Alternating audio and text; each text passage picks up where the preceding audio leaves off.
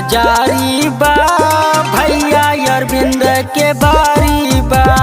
देवैत से सूचना जारी बा भैया अरविंद के बारी बा। देवैत के सूचना जारी बा भैया अरविंद के बारी बा।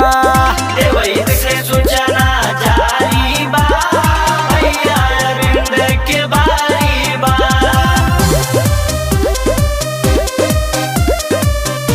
जब तक सूरज चांद रहेगा अरविंद जी का नाम रहेगा। जब तक सूरज चांद रहेगा अरविंद जी का नाम रहेगा। अर्जुन भैया जिंदाबाद जिंदाबाद जिंदाबाद। अर्जुन भैया जिंदाबाद जिंदाबाद जिंदाबाद। परधानी के आइल उमंग बा परधानी के आइल उमंग बा।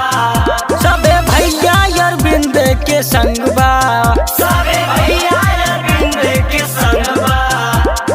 कहत इहे नारी नारी बा अरविंद भैया के बारी बा।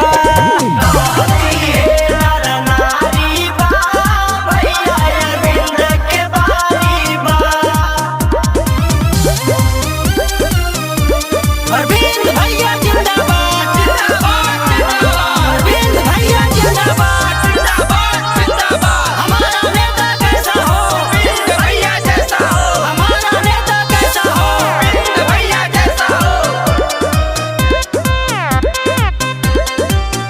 पूरा करिए ई खुल के विकास हो। पूरा करिए खुल के विकास हो। गाँव क्षेत्र रही खुशहाल हो। गाँव क्षेत्र रही खुशहाल हो। अब घी के फूल तैयारी बा अरविंद भैया के बारी बा।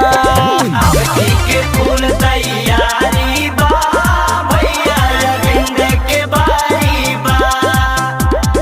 जब तक सूरज चांद रहेगा अरविंद जी का नाम रहेगा। जब तक सूरज चांद रहेगा अरविंद जी का नाम रहेगा। अर्जुन भैया जिंदाबाद जिंदाबाद जिंदाबाद। अर्जुन भैया जिंदाबाद जिंदाबाद जिंदाबाद।